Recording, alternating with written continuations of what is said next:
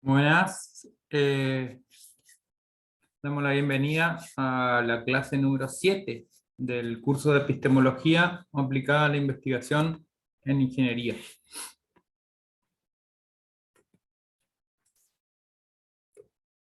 Hoy vamos a ver concepciones epistemológicas, racionalismo. El racionalismo es una corriente filosófica que acentúa el papel de la razón en la adquisición del conocimiento. Contrasta, lo que no quiere decir que contradiga, ¿sí?, con el empirismo, que resalta, como vimos en la clase anterior, el papel de la experiencia, sobre todo el sentido de la percepción. El racionalismo se desarrolló en Europa, inicia en Francia durante los siglos XVII y XVIII, y se considera en forma tradicional a René Descartes como el precursor de esta corriente, ¿sí? La expresión más famosa de Descartes es pienso, por lo tanto existo. Entonces, asume la existencia del ser en base a la posibilidad de la razón. Descartes decía que la geometría representaba el ideal de todas las ciencias y también de la filosofía, y aseguraba que solo por medio de la razón se podían descubrir ciertas verdades universales, contrario en su totalidad a la idea, y esto es relativo porque eh,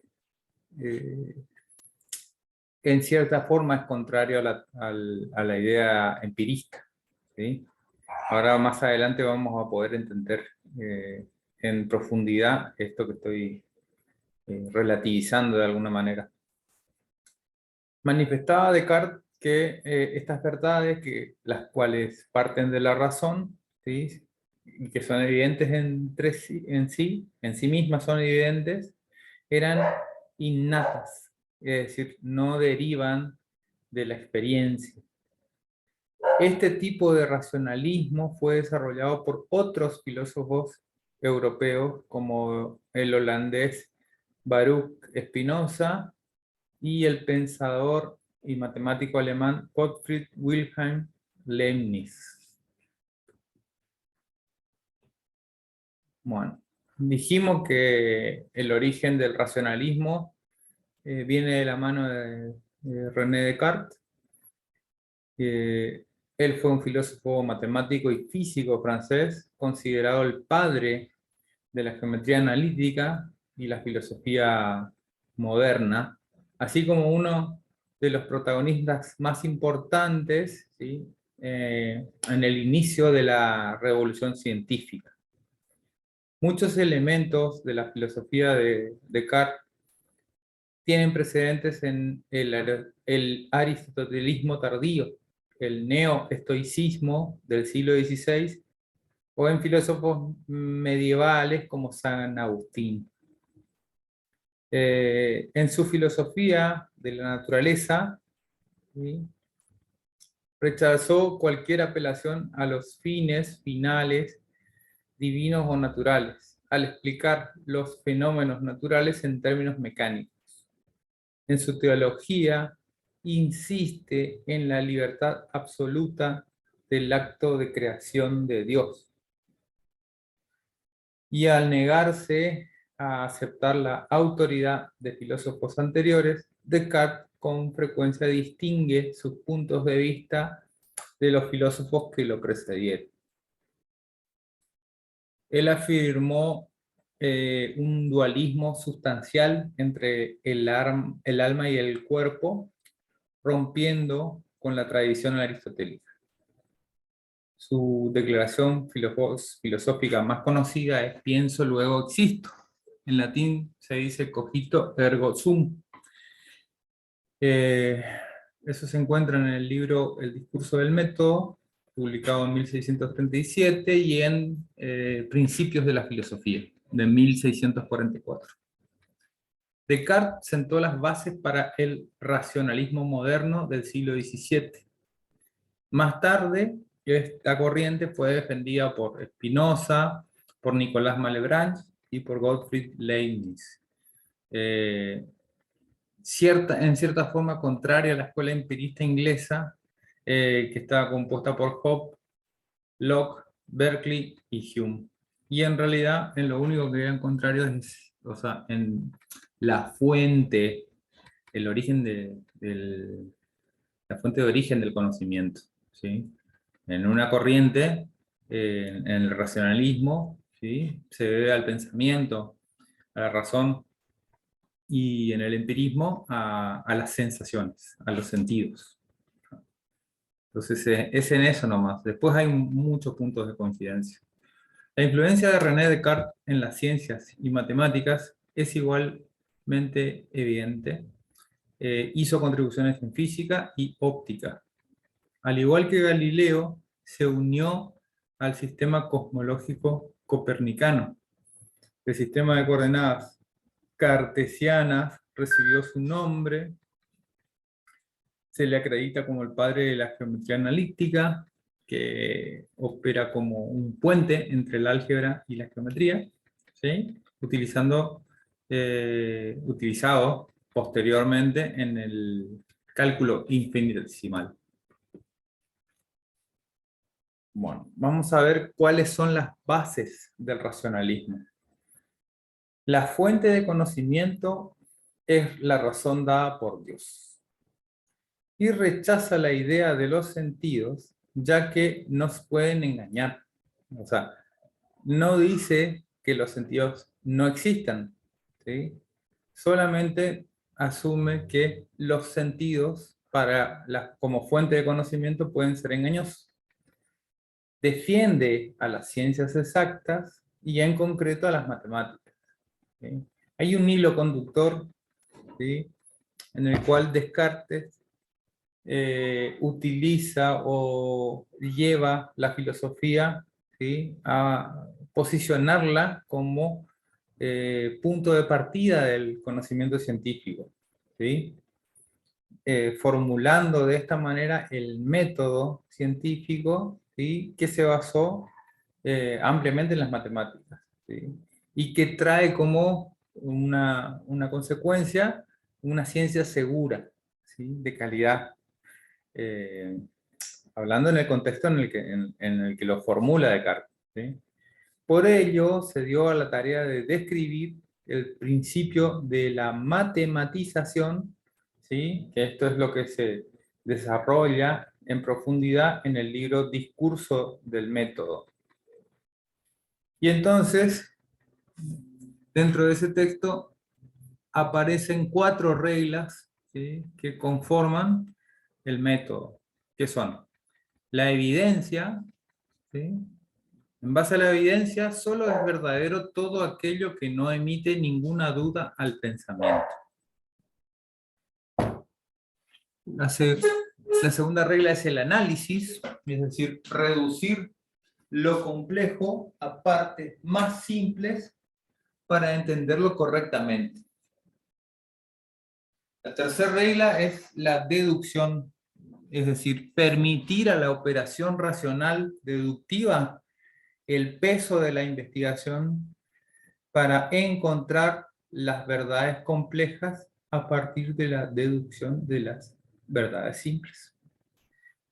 Por último, la regla de la comprobación, es decir, comprobar si lo descubierto a partir de la razón fue conseguido a través de estas reglas antes mencionadas. Es decir, traza un camino entre evidencia, análisis, deducción que finaliza en la comprobación. ¿Cuáles son los referentes más importantes del racionalismo? Bueno, tenemos a René Descartes, fundador del racionalismo, ¿sí?, corriente que fue continuada por Antoine Arnauld, Nicolás Malebranche, Baruch Spinoza y Gottfried Leibniz, ¿sí? Otro racionalista importante es Blaise Pascal, también francés, fundador del existencialismo moderno, ¿sí? Que continuaron después Jacobi y Kierkegaard, ¿sí? En ambos casos con fuertes críticas, digamos, a la corriente anterior de Descartes, Malebranche, Spinoza y Leibniz. Spinoza es fundador del panteísmo moderno, ¿sí? Esta corriente la va a continuar Holbach, Schelling y Hegel. Nicolás Malebranche es fundador del monismo espiritualista, ¿sí? Que continuaron Berkeley y Bergson. Pierre Bayle es fundador del deísmo, ya lo leímos en empirismo, ¿sí? Y acá aparece como un referente racionalista, ¿sí? Que traza la línea del deísmo, ¿sí? Continuada a posterior por Voltaire, Rousseau y Kant. Leibniz es precursor del idealismo alemán y fundador remoto de la filosofía analítica, ¿sí? La que van a continuar respectivamente Kant, Fichte, Schelling y Hegel, por un lado, y Frege, Russell y Wittgenstein por otro. Hablemos un poquito de Nicolás Malebranche. Este filósofo pretendió la síntesis del cartesianismo y del agustinismo, ¿sí? Que resolvió en una doctrina personal llamada el ocasionalismo, según el cual Dios constituiría la única causa verdadera, siendo todas las demás causas ocasionales. Estamos en contexto del inicio o en la época del renacentismo, ¿sí? En donde esto corresponde a la edad moderna. Estamos saliendo de la Edad Media, en donde había un fuerte predominio del dogma a través de la Iglesia, ¿sí? Y bueno, o sea, lógicamente los pensamientos de la época estaban muy sesgados hacia la idea del impacto que tiene Dios sobre el mundo y los seres humanos que habitan en él. La idea de Dios cobra un peso propio en su sistema filosófico. La teoría establece que la ilusión de causalidad eficiente entre eventos mundanos surge de que Dios cause un evento tras de otro.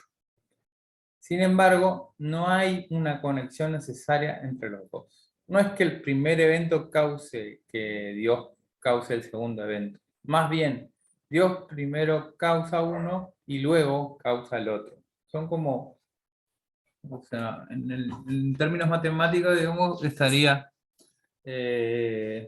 estableciendo como, o sea, una combinación, una serie de variables independientes. Algunas premisas del ocasionalismo, bueno, Dios es la causa de todo influjo posible de una realidad, lo que llamamos causa es solo una ocasión. Otra premisa es la única causa es Dios, no es el sol el que produce calor, luz y vida, solo es una ocasión, la causa es Dios y se vale y se toma como instrumento para realizar su acción causal, bastante fuerte.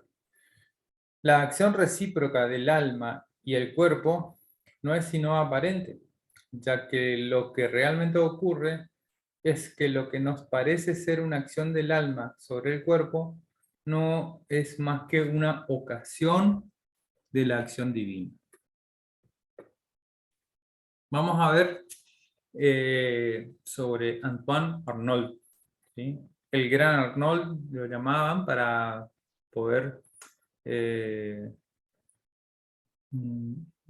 distinguirlo de su padre, ¿sí? Fue sacerdote, teólogo, fue filósofo y matemático francés.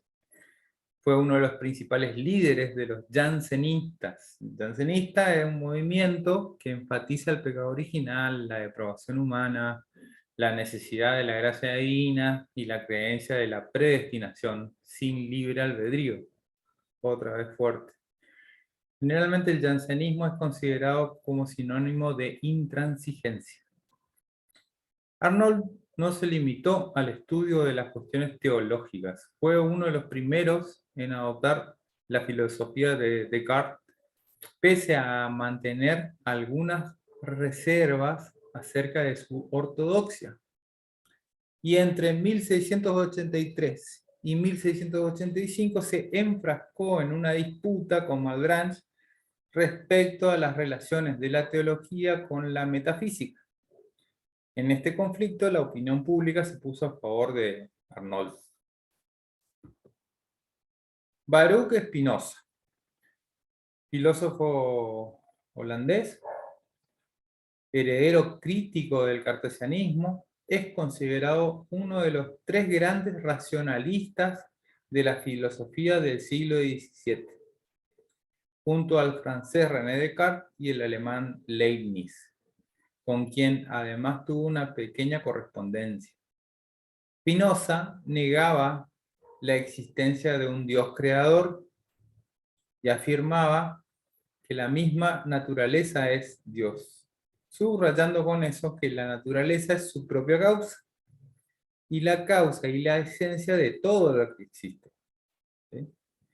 La definición de sustancia o esencia por parte de Spinoza establece que es aquello que es en sí y se concibe por sí.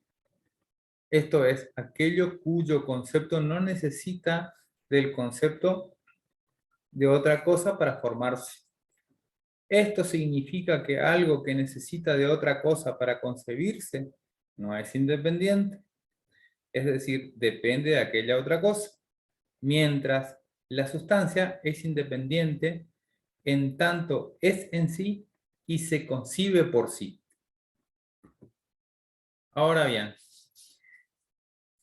cuando Spinoza definió la causa de sí como aquello cuya esencia implica la existencia, conceptualiza una entidad cuya esencia es necesaria. Así sostiene, la sustancia no puede ser producida por otra cosa. Será pues causa de sí, esto es, su esencia implica necesariamente la existencia, o sea, a su naturaleza le pertenece existir. Esto significa que Dios existe por la sola necesidad de su naturaleza y se determina por sí sola a obrar. Esta causalidad de sí mismo no solo se da en el orden lógico, ¿sí? Aquello cuyo concepto no necesita del concepto de otra cosa para formarse, sino también en el orden ontológico. Es decir, una sustancia no puede ser producida por otra cosa. Esto último no solo implica que la sustancia no puede ser creada o aniquilada, sino que ninguna otra cosa puede obrar en ella. La causalidad de sí excluye a la diversidad de sustancias. Vamos a Gottfried Leibniz. Vivió entre 1646 y 1716. Él fue el responsable del descubrimiento del cálculo diferencial e integral, la dinámica, el lenguaje binario, el ars inveniendi y la máquina de calcular. Leibniz afirma que el pensamiento humano se encuentra inevitablemente mediado por signos. Al mismo tiempo, considera que no tenemos acceso a las cosas sino por medio de las ideas, y no tenemos acceso a las ideas sino por medio de los signos. Leibniz presenta una clasificación dicotómica y jerárquica de los conocimientos. Esta caracterización constituye un elemento primordial en la teoría del conocimiento leibniziana y se mantiene vigente a lo largo de su pensamiento maduro.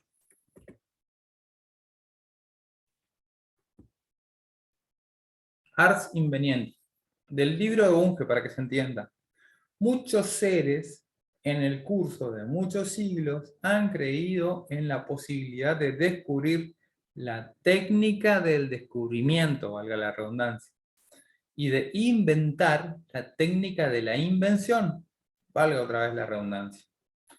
Esto se bautizó con el nombre de ars inveniendi. Pero semejante arte jamás fue inventado. Lo que es más, podría arguirse, decía Bunge, que jamás se lo inventará a menos que se modifique radicalmente la definición de ciencia. En efecto, el conocimiento científico por oposición a la sabiduría revelada es esencialmente falible. Esto es, susceptible de ser parcial o aún totalmente refutado. La falibilidad del conocimiento científico y por consiguiente la imposibilidad de establecer reglas de oro que nos conduzcan directamente a verdades finales, no es sino el complemento de aquella verificabilidad que habíamos encontrado en el núcleo de la ciencia.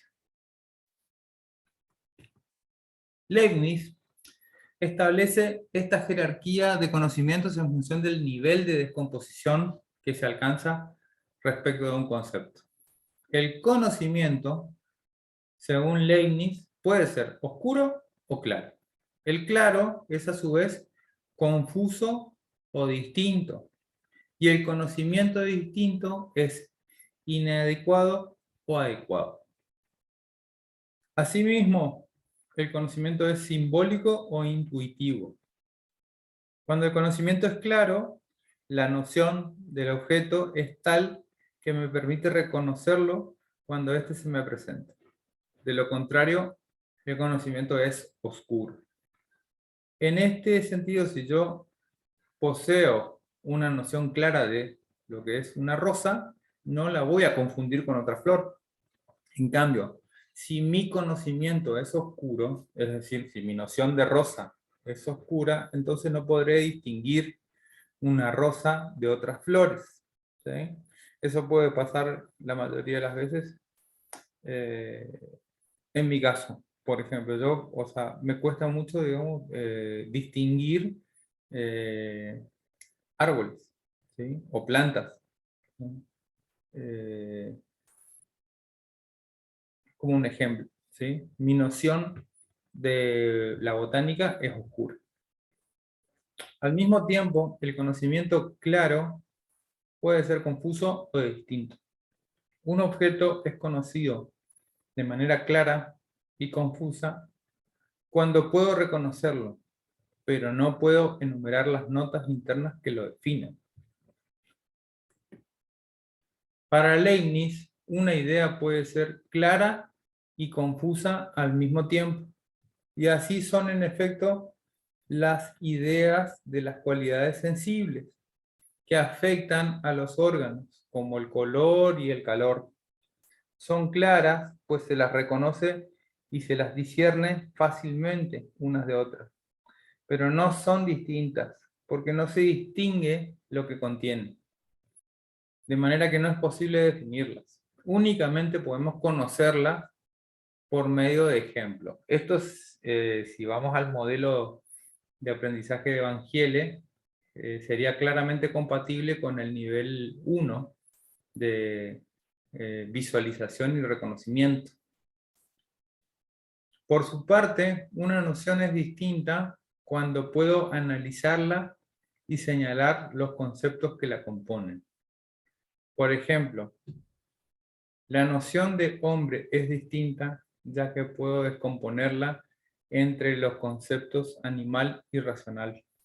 En otras palabras, conocemos con distinción un objeto cuando somos capaces de definirlo por sus notas o requisitos suficientes. Esta clase de definición recibe el nombre de definición nominal. Ahora bien, la noción es distinta e inadecuada si conocemos sus componentes conceptuales de manera confusa. Si los componentes conceptuales se conocen distintamente, la noción es adecuada. El conocimiento adecuado es aquel que culmina el análisis del concepto arribando a sus elementos primitivos y por tanto simples, no compuestos. Por este medio, el conocimiento adecuado brinda la definición real de una noción, la cual consiste en la enumeración de las ideas primitivas que la componen. Sin embargo, Leibniz, que en este escrito se mantiene cauto respecto de la posibilidad humana de alcanzar tal grado de conocimiento, luego la rechazará al considerar que la culminación del análisis de una noción compleja excede las facultades limitadas del hombre. Finalmente, ¿el conocimiento es ciego o intuitivo? El conocimiento intuitivo supone captar inmediata y simultáneamente la totalidad de la estructura conceptual de una noción. En tanto, seres racionales finitos, solo somos capaces de alcanzar este conocimiento cuando las nociones son simples, mientras que solo tenemos un conocimiento ciego e inadecuado de los conceptos compuestos. Sin embargo, Leibniz duda respecto de la posibilidad humana de captar nociones simplísimas. Luego tenemos a Pascal, que vivió entre 1623 y 1662, ¿sí? Fue el primero en establecer las bases de lo que serían las calculadoras y los ordenadores actuales. También hizo importantes aportaciones a la teoría de la probabilidad. Investigó los fluidos y aclaró los conceptos sobre la presión y el vacío. Con respecto a la humanidad, Pascal afirma que el hombre, es un texto antiguo, es un ser de contradicciones, que es un ser grandioso y miserable a la vez.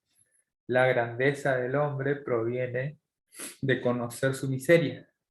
La esencia del mismo, para Pascal, es su pensamiento, y es lo que hace grande y único. Pascal y Dios. Pascal hacía este silogismo: puedes creer en Dios, y si no existe, no ganarás nada. Puedes no creer en Dios, y si no existe, tampoco ganarás nada. Puedes no creer en Dios, y si Dios existe, entonces no irás al cielo. Es interesante cómo maneja de forma rudimentaria el concepto de costo de oportunidad.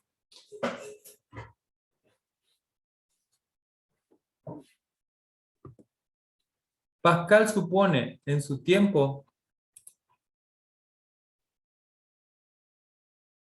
un personaje singular frente al racionalismo cartesiano de la Francia del siglo XVII. Se destaca por su carácter integrador a la hora de sus desarrollos científicos y no científicos. Es así que enfatiza el papel de la experiencia frente a la exclusividad del uso de la razón, considerando que ambos son importantes a la hora de establecer conocimiento científico. Este carácter integrador lo acerca al desarrollo de la ciencia moderna en un momento en el que el cartesianismo tenía una gran fuerza.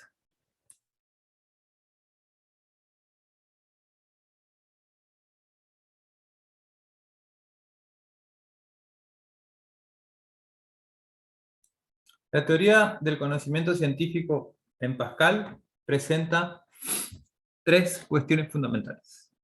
La forma de conocer en ciencia se basa en el método geométrico, que a partir de primeros principios y términos primitivos obtiene numerosos resultados mediante deducciones. Este método geométrico requiere una adaptación para poder aplicarse en física y en otras ciencias experimentales, de manera que la experiencia circunda la aplicación del método geométrico.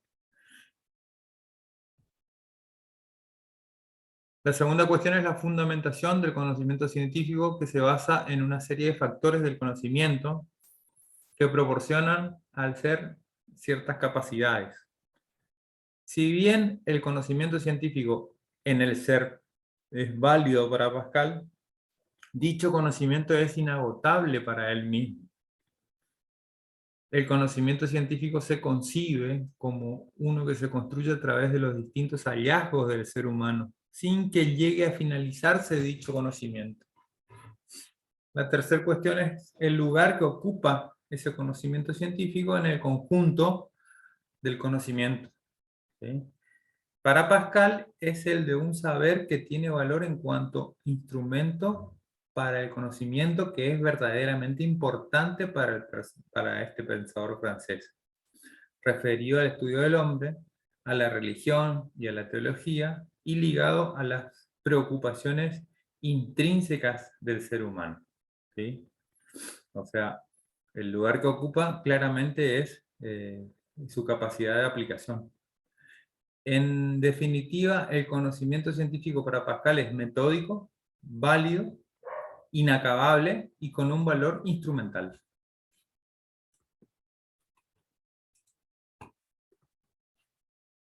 Friedrich Heinrich Jacobi.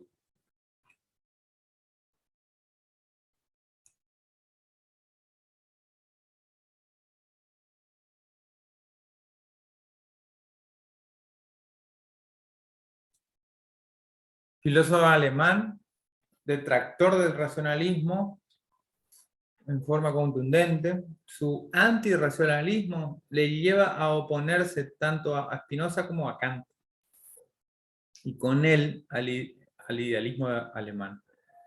Acerca del primero sostiene que el racionalismo lleva al espinosismo y este al ateísmo, porque confunde a Dios con la naturaleza.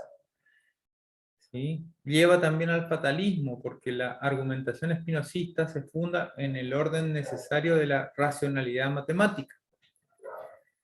Contra el segundo, contra Kant, argumenta que la filosofía kantiana no es otra cosa que un subjetivismo idealista y que sin la posibilidad de conocer las cosas en sí, no hay objetividad posible, oponiéndose a ambas posturas que niegan por un lado a Dios y por el otro lado la posibilidad de conocer las cosas en sí mismas, pero que afirman a la vez la necesidad contradictoria de admitir su existencia.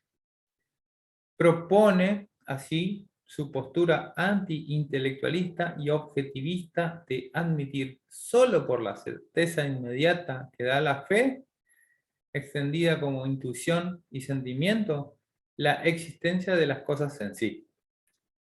Entre estas, la existencia de Dios, la libertad humana y todo el conjunto de verdades teóricas y prácticas necesarias para la ciencia y la moral. Tremendo. Kierkegaard. Kierkegaard curiosamente vivió solamente 42 años. Es un contrario del sistema racionalista que comienza con Platón y los filósofos griegos después de él. Kierkegaard es el primer pensador que entiende esto y se vuelve hacia la existencia. Del mismo modo, en relación con el cristianismo, vuelve al cristianismo original. En este nivel, él entiende que los peligros del cristianismo institucionalizado limitan al individuo, ¿sí? Y destruyen su personalidad.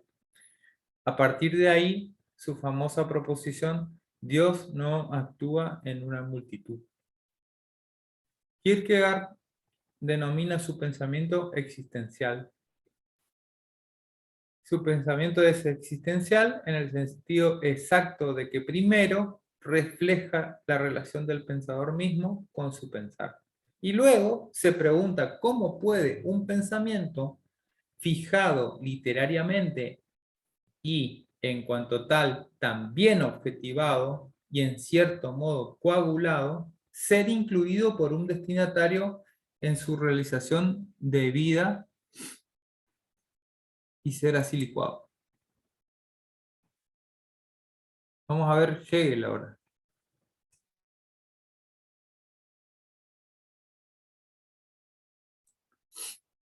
Hegel decía que el ser es pura razón, donde puede reflexionar sobre sus normas de una forma abstracta.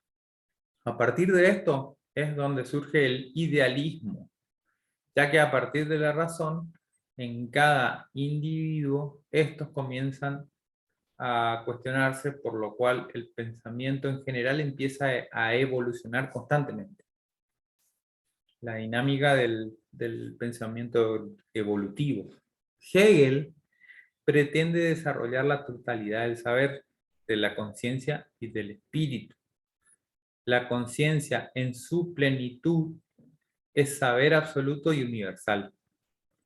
Pero esta conciencia es yo y, a través de su despliegue, deviene la conciencia del espíritu del mundo como totalidad. Para Hegel, la metafísica es una ciencia, y como primer punto describe la totalidad de lo real tal como aparece en y por el hombre, texto antiguo. La fenomenología es la ciencia de las apariciones del espíritu. Existen tres grandes planos de la reflexión metafísica: la fenomenología, la división entre la naturaleza y espíritu, y la lógica. Los conceptos de libertad y Estado ocupan el centro de todo el pensamiento sobre política, ética e historia. Según Hegel, la esencia de la voluntad es la libertad. Esto nos diferencia de los animales. Los hombres, texto antiguo, se fijan una meta y se esfuerzan por alcanzarla. Ahora vamos a Wittgenstein. El pensamiento filosófico de Wittgenstein suele dividirse en dos periodos. El primer periodo gira en torno a su primer trabajo importante, publicado en 1923, el Tractatus Logico Philosophicus. Varios años después, vuelve a enseñar y a filosofar, pero ya con un espíritu muy distinto al que guió su trabajo anterior.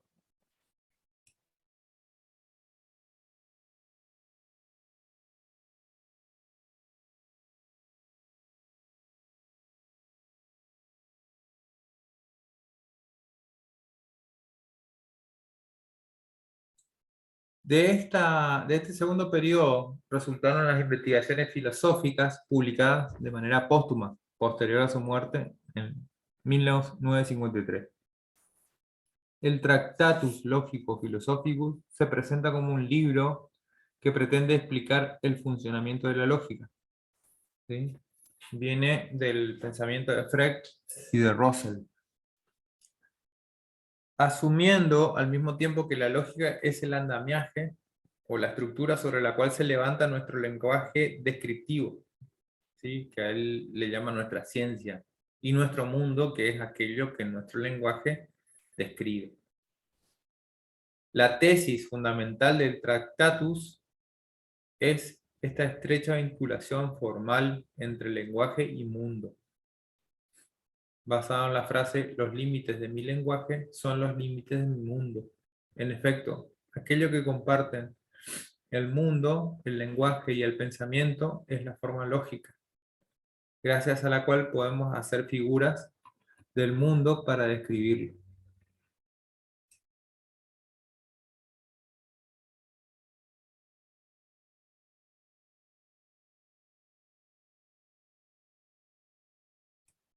Otra tesis fundamental del Tractatus del primer Wittgenstein es la identidad entre el lenguaje significativo y el pensamiento, dando a entender que nuestros pensamientos, las representaciones mentales que hacemos de la realidad, se rigen igualmente por la lógica de las proposiciones, pues la figura lógica de los hechos es el pensamiento, y el pensamiento es la proposición con sentido. De este modo, si algo es pensable, ha de ser también posible recogerse en una proposición con sentido, ya sea esta verdadera o falsa. El pensamiento es una representación de la realidad. La realidad es aquello que se puede describir con el lenguaje. En este sentido, se aprecia que la realidad en el Tractatus es una imagen que resulta de un lenguaje descriptivo y no una realidad en sí. Por eso los límites de mi lenguaje son los límites de mi mundo.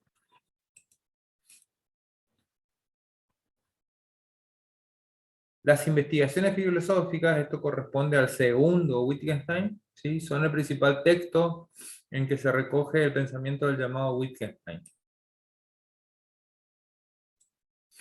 El rasgo más importante de esta segunda época está en un cambio de perspectiva y paradigma en su estudio filosófico del lenguaje. En el Tractatus, él adoptaba un punto de vista lógico para el escrutinio del lenguaje. Este segundo Wittgenstein, esta segunda etapa, llega al convencimiento de que el punto de vista adecuado es de carácter pragmatista. No se trata de buscar estructuras lógicas del lenguaje, sino de estudiar cómo se comportan los usuarios de un lenguaje, cómo aprendemos a hablar y para qué nos sirve. Una tesis fundamental de las investigaciones, ¿sí?, es la imposibilidad de un lenguaje privado. Para Wittgenstein, un lenguaje es un conglomerado de juegos, los cuales estarán regidos cada uno por sus propias reglas. El asunto está en comprender estas reglas, ¿sí?, y comprender que no son privadas. Es decir, que no podemos seguir privadamente una regla. El lenguaje pertenece a un colectivo, no a un individuo. Esto es lo que expresa Wittgenstein. Por otra parte, en el marco del Tractatus, definía lo absurdo o insensato de una proposición en tanto que ésta rebasaba los límites del lenguaje, mientras que en el segundo o la segunda etapa entiende que una proposición resulta absurda en la medida que ésta intenta ser usada dentro de un juego de lenguaje al cual no pertenece. Es decir, el lenguaje descriptivo y el significativo para esta segunda etapa son juegos del lenguaje, son parte de ese juego del lenguaje. Son como una familia del lenguaje. De ahí que para el primer Wittgenstein, el significado estaba determinado por la referencia, lo que equivale a decir que si una palabra no nombra ninguna cosa o en una proposición no figura ningún hecho, carece de significado, en tanto que resulta imposible asignarle un determinado valor de verdad. Pero para el Wittgenstein de la segunda etapa, ¿sí?, reconoce que en el lenguaje ordinario la función descriptiva es una de las tantas funciones del lenguaje y que por ende el dominio del significado es mucho más vasto que el de la referencia. Así, para el segundo Wittgenstein, el sentido de una proposición o el significado de una palabra es su función, o sea que está determinado por el uso que se haga de la misma. En síntesis, el criterio referencial del significado es reemplazado por el criterio pragmático del significado. Pierre Bayle. La singularidad y los aportes fundamentales de Pierre Bayle, que vivió... acá tengo un error en la fecha, pero después en los comentarios de la clase voy a aclarar.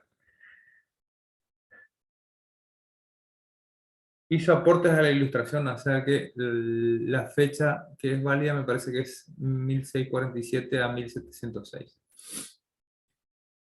Entonces son producto de su resistencia y oposición absoluta a las arbitrariedades cometidas tanto por la corona como por el catolicismo en Francia, y que ya mencionamos en otra oportunidad. También es aportante de una filosofía escéptica mitigada. Yo sé demasiado para ser pirrónico, esto es que duda de todo, y sé demasiado poco para ser dogmático, ¿sí?, es decir, que creo en todo, o creo ciegamente. Esta filosofía escéptica influyó notablemente en la filosofía moderna. Su pensamiento fue una continuación principalmente de las ideas de Pirron, de Montaigne, y posteriormente también las encontramos en Voltaire. Su escepticismo lo llevó a cuestionar algunas conclusiones de Descartes y de Spinoza, pero también hizo justos y sutiles reconocimientos a las figuras de ambos. Como enemigo de sistemas y de verdades absolutas, Bayle más bien estuvo preocupado por encontrar las mentiras, las exageraciones, las incongruencias y sofismas de otros pensamientos.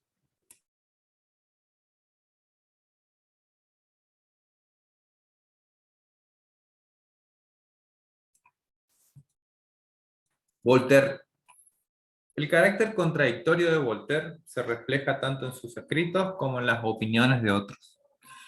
Voltaire parecía capaz de situarse en los dos polos de cualquier debate, y en la opinión de algunos de sus contemporáneos era poco fiable, avaricioso y sarcástico. Para otros, sin embargo, era un hombre generoso, entusiasta y sentimental.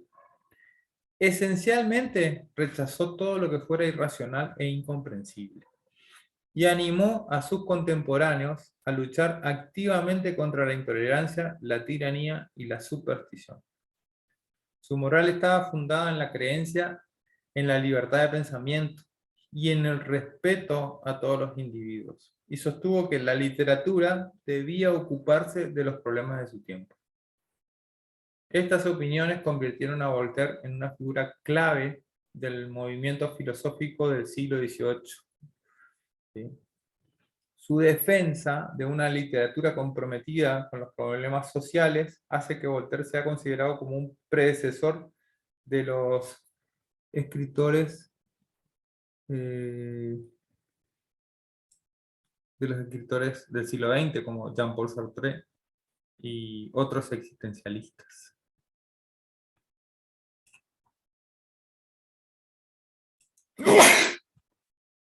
Estaba tratando de evitar eso, pero bueno. Vamos a la última parte, que es una comparativa entre los módulos 6 y 7. En el módulo 6 estuvimos viendo el empirismo, y acá en el módulo 7 estábamos viendo cuestiones y conceptos principales, muy sintéticos, del racionalismo. Entonces, por un lado, el racionalismo es una postura filosófica que defiende que la razón es independiente de la experiencia y las existencias de las ideas innatas, las cuales constituyen el origen del conocimiento. Así, para los racionalistas, el conocimiento procede de la razón y no de la experiencia sensible. La realidad no depende de los sentidos. El mundo exterior es independiente de la experiencia. El método que emplean los racionalistas para conocer la realidad es el deductivo y el modelo matemático. En el empirismo, ¿sí?, se afirma que las ideas y el conocimiento provienen de la experiencia.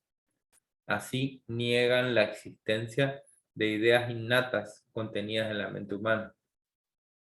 Estas se forman en la mente a partir de la percepción de la experiencia sensible. El fundamento del conocimiento es, pues, la experiencia, y en ella está también el límite del mismo. Apuestan por el método inductivo como las ciencias de la naturaleza.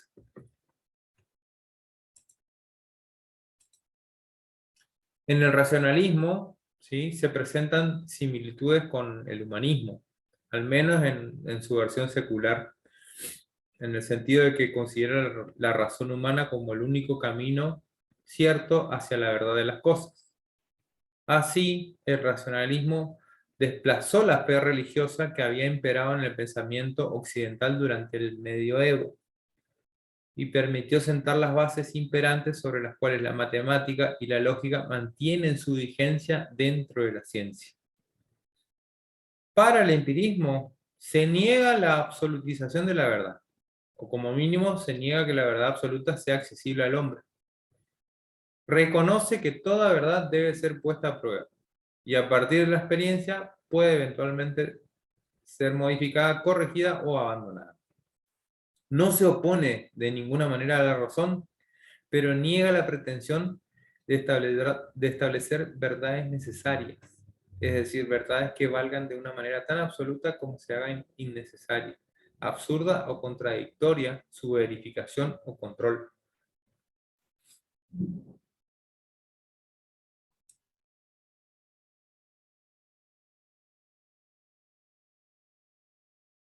Veamos un poco las consecuencias del racionalismo.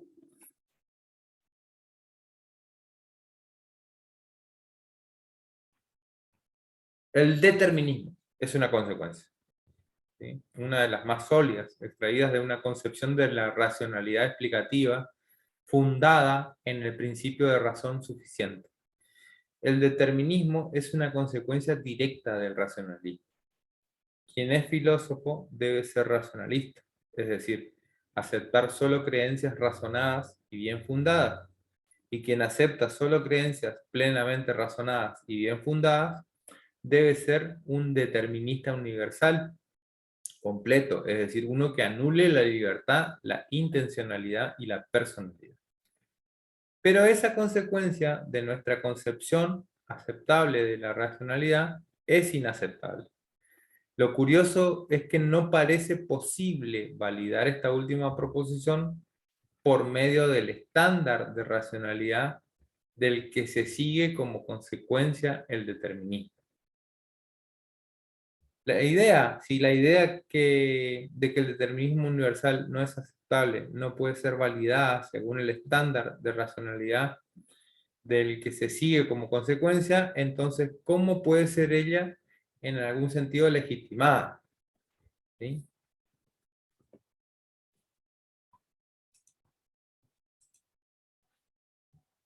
Otra consecuencia, la aceptación universal del principio de razón suficiente, ¿sí?, ha llevado al desconocimiento de los límites de la racionalidad explicativa.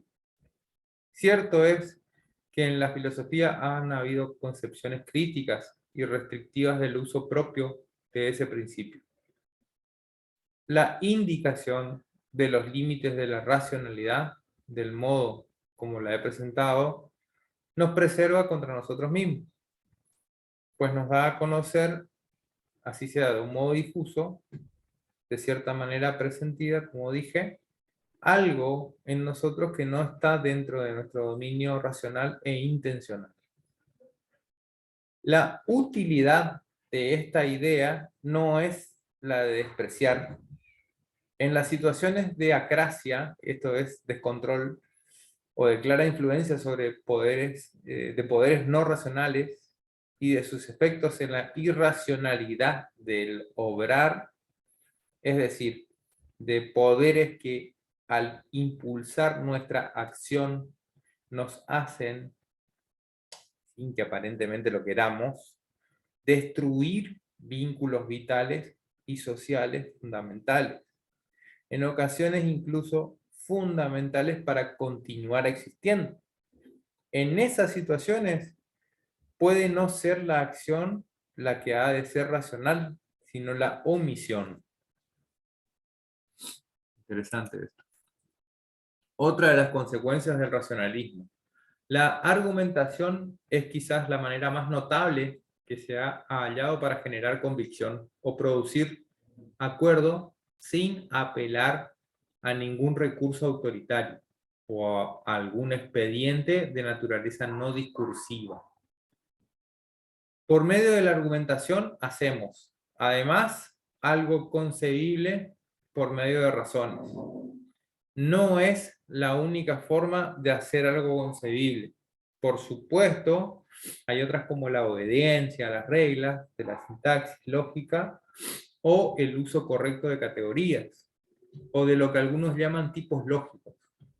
Incluso las metáforas y los ejemplos pueden ser en ocasiones buenos medios para hacer algo concebible. Pero sí es una muy importante que, entre otras cosas, exige para la concebibilidad la coherencia. Es normal asentir a una buena argumentación, basada en buenas premisas e internamente coherente. Para la mayoría de nosotros, ¿sí?, ya seamos filósofos o no, sería inaceptable no hacerlo. Entonces los filósofos han hecho de la argumentación su fuerte y la han convertido incluso en uno de sus objetos preciados de investigación. Y en algunos casos se ha pasado imperceptiblemente a creer que la argumentación tiene por sí misma un valor cognitivo, lo cual, no es cierto.